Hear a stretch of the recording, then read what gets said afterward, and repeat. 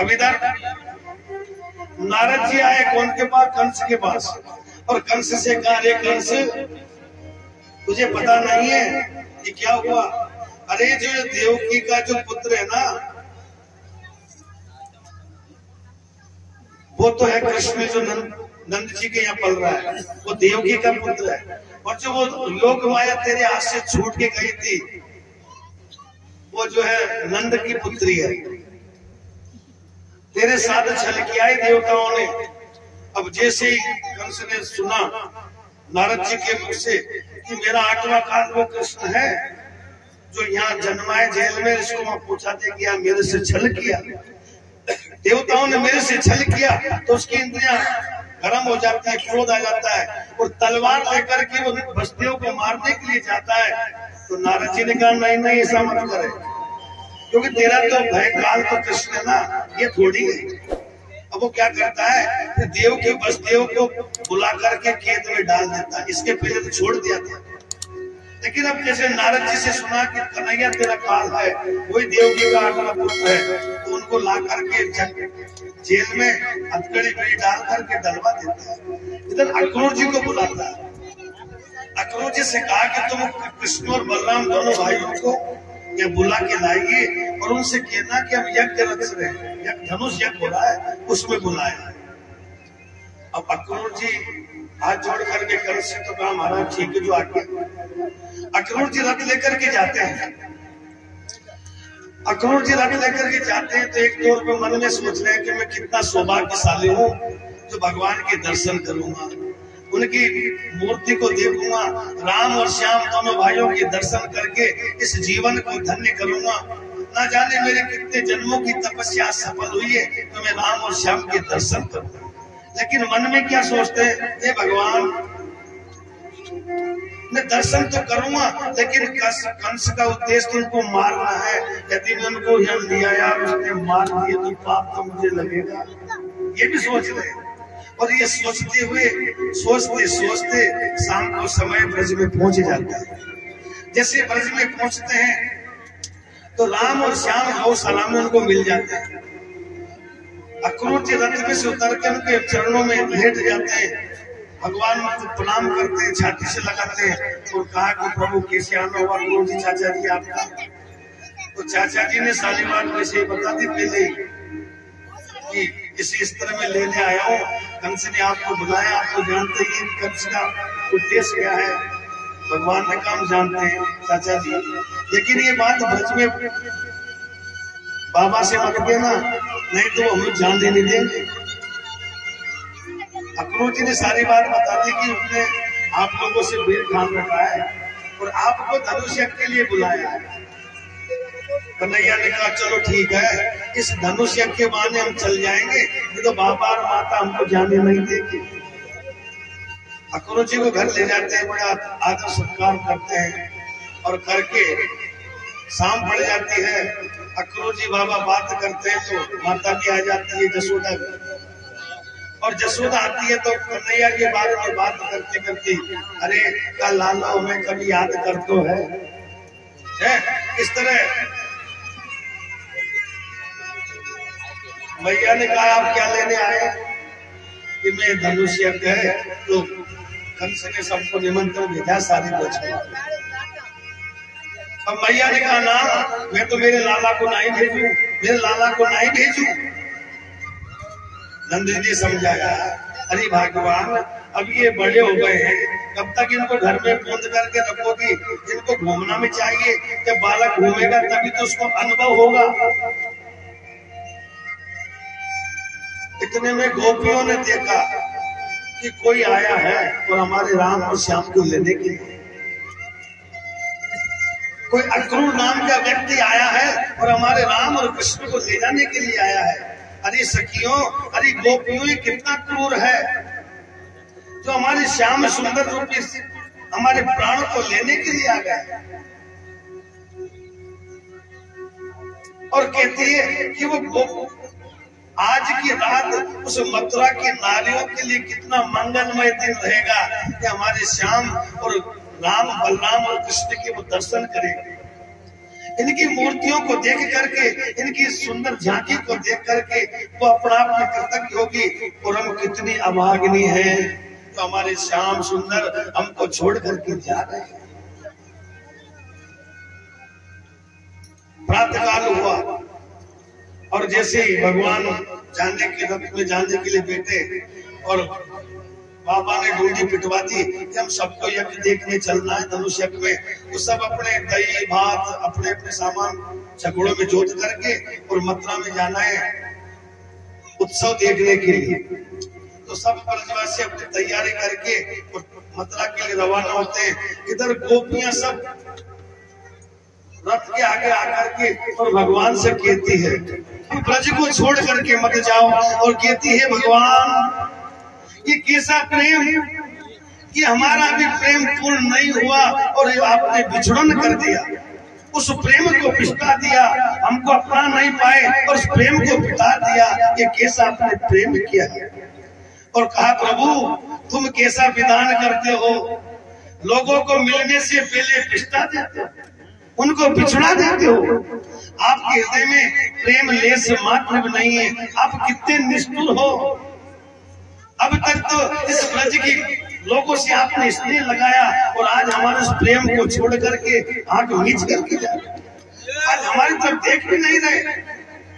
भगवान ने रथ आगे बढ़वा दिया और एक दूत के द्वारा भेजा कि मैं मेरा काम पूर्ण करने के बाद फिर आपसे ब्रज में मिलने के लिए जरूर आऊंगा। और जब रथ जाता है तो जब तक रथ की ध्वजा दिखती रही वो सारी की सारी गोपियां गोप उस रथ की ध्वजा को जब तक दिखती रही एक तक खड़े होकर के देखते। यमुना जी में जाते हैं, अक्रूर जी ने कहा कि आपकी आज्ञा हो तो मैं स्नान करके आऊं, और मन में क्या सोचते जा रहे हैं कि मुझे दर्शन तो हो गए, लेकिन वो दुष्ट कंस ये दोनों भाइयों को मारने के लिए बुला रहा, तो उसका पाप का अधिकारी मैं रहूंगा, मैं बोलूंगा ये भगवान मुझे आप माफ करें, मैं बहुत बड़ा काम पाप का काम करने जा रहा हूँ, क्योंकि कंस तो इनको मारेगा और लाने वाला मैं हूँ, तो इसका पाप का भागी तो नहीं बना। ये सोचते हुए जा रहे थे तो यमुना का रथ रोक करके अक्रूर जी ने कहा कि मैं स्नान करके आता हूँ। अब जैसे अक्रूर जी स्नान करने गए और स्नान करने के लिए डुबकी लगाई जल में, तो क्या देखते हैं मेरे कन्हैया स्वर्ग में बैठे यज्ञ यक्षपाल देवता नाग किन्नर उनकी आरती उतार रहे हैं।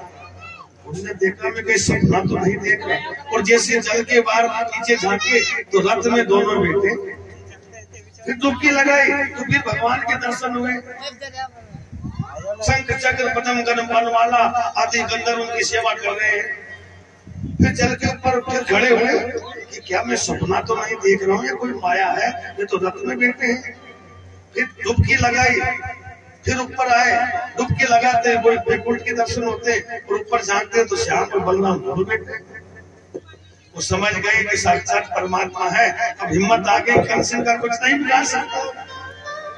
और रथ पर आते हैं और रथ पर आकर के कन्हैया ने कहा को चाचा जी आपकी आकृति देख करके ऐसा लग रहा है कि संसार में कोई आपने विचित्र चीज देखी है, क्या बात है, क्या कारण है, आपका मुख मलिन क्यों हो रहा है। अक्रूर जी ने कहा नहीं नहीं प्रभु आप सर्वत्र हो, आप परमात्मा हो, आप ऐसी कोई बात नहीं है। और ये कह करके रथ को चला देते हैं। रथ चलता है, रथ मथुरा में पहुंचता है, मथुरा के उसमें पहुंचकर शाम पड़ जाती है और अक्रूर जी रथ से उतर करके भगवान से कहते हैं कि भगवान आप मेरे घर चलिए। कन्हैया ने कहा नहीं अक्रूर जी आप घर जाएंगे, हम हमारे ब्रजवासी भी आते हैं ना, उनके साथ हम कल मथुरा का आनंद लेंगे। इधर अक्रूर जी कंस को जाकर के सब समाचार कह देते हैं कि मैं राम और बलराम को लेकर के आ गए, और ये बगीचे में ठहरते हैं, एक बगीचे में ठहरते हैं, सारे ब्रजवासी आते हैं। और दूसरे दिन प्रातःकाल सारे ब्रजवासी लड़के उनके गोपवाल मिल करके और भगवान के साथ मथुरा की ओर कूच करते अंदर नगर में जाते हैं। तो घाट जहाँ धोबी घाट था वहां करके जाते हैं। तो लालाओं ने कहा अरे कन्हैया हम मथुरा में आए, हम ठहरे भैया ब्रजवासी बाल बाल बेजन की रोटी खाने वाले, और यहाँ तो लोग है ना राजा के राज में रहते तो अच्छे अच्छे कपड़े पहनते होंगे, हमारे तो फटे फूटे कपड़े हैं। तो हम यहाँ से आचे नहीं लगे, अरे कोई ऐसी व्यवस्था कर कन्हैया जैसे हमको सूट वूट पहने हम भी अच्छे लगे, हमको भी लोग कहे कि कन्हैया के मित्र हैं। यदि तू तो भैया कन्हैया है, हम तेरे साथ चलेंगे, फूटे पुराने कपड़े से जाएंगे तो तुम्हें भी शर्म आएगी और हमें भी शर्म आएगी, ताकि कुछ हमारी व्यवस्था कर। कन्हैया ने कहा आ जाइए, चिंता ना कर। और जैसे गए थे धोबी घाट का, एक धोबी मामा जो है कपड़े लेकर आ रहा। कन्हैया ने कहा मामा, बैठ करके बोला कौन हो? अरे हम तेरे भांजे हैं मामा। अच्छा अच्छा, तुम वही दिखो। अच्छा तुम हो वो? अरे चलो हटो हटो, हमारे बाप दादाओं ने फिर से कपड़े, राजा के कपड़े, कंस के कपड़े हैं, चले आए। अरे घर को चलाने वाले, चोरी करके खाने वाले, बेचट की रोटी खाने वाले, और हमसे कह रहे कि हमें राजा के कपड़े पहना दो, चलो हटो हटो, नहीं तो अभी राज कर्मचारी से कह करके तुम्हारी ऐसी घड़ी करवाऊंगा, जेल में डलवा दूंगा, चलो फुटो यहाँ से। दाऊ दादा ने कहा रे खाना या को दिखाई दे पूतना वाले हाथ, ज्यादा नाटक करो ना तो या को दिखाई दे पूतना वाले हाथ। तो मेरे कन्हैया धोबी मामा के घूसा देते, उसको देख करके सारे धोबी कपड़े छोड़ छोड़ करके सब भाग जाते हैं। अब कन्हैया ने कहा फेर लो, खूब अच्छी तरह किसको आए। अब वो कपड़े आएंगे, किसी के हाथ से निकल रहा, किसी के पैर से निकल रहा, बड़े बड़े राजा के कपड़े, छोटे छोटे वाला में गाने वाला कपड़े तो पहनाती है लेकिन ये फिट नहीं है। कन्हैया ने कहा आगे आओ और बसता। अब आगे जाते हैं तो एक दर्जी मामा मिला। दर्जी मामा ने देख करके भगवान को हाथ जोड़ा और कहा प्रभु पधारिए पधारिए, कहो क्या सेवा करूं? कि दर्जी मामा आपकी यही सेवा है, हमारे मित्रों के कपड़ों को फिट कर दो। उन्हें और दर्जे बुला के तुरंत कपड़े फिट करा के झकास कर दिए सब बाल बाल। अब कपड़े पहन लिए। अब ब्रजवासियों ने कहा कि लाला सूट मूट दे गए, अब ब्रजवासियों को तो चंदन और माला और मीट खावे में हो तो आनंद है कि क्या करे। तो इधर से एक माली चाचा आ रहे थे, कम से कम सेवा में पुष्पमाला ले जाते थे। तो कन्हैया ने कहा कि मामा, माली मामा, वो देख करके भगवान के दर्शन करता और अपने पुष्पों को अर्पित कर देता है। सब लोग माला पहनते हैं, भगवान उसको आशीर्वाद देते हैं। उन्होंने कहा मांग क्या मांगता है? माली मामा ने कहा प्रभु मुझे कुछ नहीं चाहिए, मुझे तो आपका अनुराग बना रहे, जीवन भर आपकी सेवा करता रहूं, आपके दर्शन होते रहे, मुझे यही मांग। तथास्तु कह के मेरे परमात्मा कन्हैया आगे बढ़ते। अब ग्वाल वालों ने कहा लाला कपड़े है गए, माला है गई, अब तो ब्रजवासी को चंदन की और जरूरत है। चंदन हेल हो ले जाए तो हम लगेंगे कि ब्रजवासी है। कन्हैया ने कहा लाला ने आगे आगे आए जाओ, का है तो मैं सब करता। उधर से टेढ़ी मेढ़ी कुब्जा, 3 जगह से टेढ़ी थी, अंगराग लेकर के चंदन का डिब्बा लेकर के कंस की यहाँ सेवा में जाती थी। अब जैसे कुब्जा मिली तो भगवान ने कुब्जा से कहा, पीछे से वो आगे जा रही थी, भगवान ने कहा सुंदरी। अब जैसे कुब्जा ने देखा कि मैं तो क्रूप हूँ और मुझे सुंदर कहने वाला कौन आ गया। भगवान ने कहा सुंदरी, वो कहते हैं ना कि काना से काना कहो तो काना जाएगा रो, और समय समय पूछना भैया कैसे गई तेरी भूख, तो सारी बता देगा ऐसे हो गया था, मेरा एक्सीडेंट हो गया था, मैं बीमार पड़ गया था, वो डायरेक्ट कहते तो वे काने थका तक हो जाएगी। तो भगवान ने कहा सुंदरी। पूजा ने सोचा मैं तो पूर्व मुझे कुछ सुंदरी कहने वाला कौन आ गया। तो जैसे पूजा ने देखा तो ग्वाल वालों की मंडली भगवान को देख करके वो देखती रह गई। कन्हैया ने कहा कि सुंदरी आप ये क्या लेके जा रही हो? कुब्जा ने कहा कि लाला मैं कंस की सेवका हूँ और कंस महाराज मेरे घिसा हुआ चंदन यूज करते हैं, काम में लेते हैं, इसलिए मैं उनके चंदन लेकर के जा रही हूँ। कन्हैया ने कहा या चंदन को हमारे ब्रजवासियों को लगाए तो आज। उसने कहा ठीक है प्रभु आप लो, तो चंदन देती है। तो सारे ब्रजवासी चंदन को लेकर के थे करके लाला आनंद है गयो है, आनंद है गयो। अब यहाँ को कछु प्रसाद तो दे बेचारे को, यानी हम चंदन दियो है।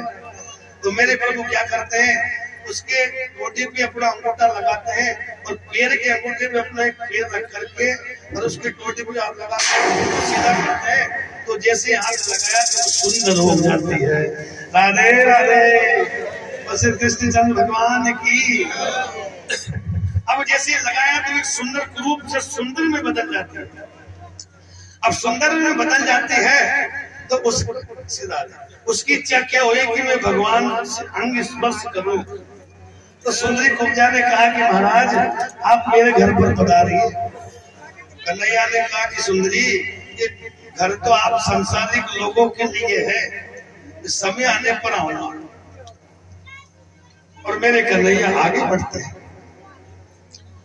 आगे बढ़ते हैं तो बाजार में होकर निकलते हैं। जब व्यापारी लोग दुकान लगा के बैठे हैं तो व्यापारी ने कन्हैया का बड़ा स्वागत किया, सत्कार किया।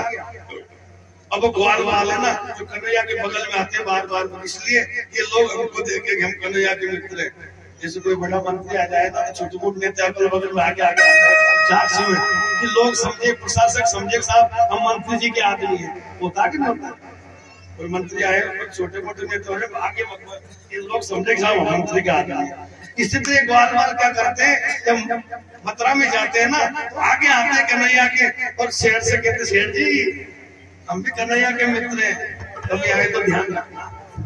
इस तरह भगवान जो है आनंद करते हुए व्यापारियों के बाजार में होती जाते हैं। व्यापारी शेर साहूकार नगर के लोग उनकी अच्छी सेवा कर रहे हैं। वहाँ की नारियां अटारियों पर चढ़ करके और श्याम और राम के मुखमंडल को देख करके बड़ी आनंदित हो रही है और मन में सोच रही है अरे कि वह ब्रज की नारियां कितनी सौभाग्यशाली है जो इस मूर्ति के रोज दर्शन करती होगी, वो कितनी सौभाग्यशाली होगी। और आज हम भी धन्य गए ऐसे राम और श्याम की मूर्ति के दर्शन करके माँ की नारियां बड़ी आनंदित हो रही है।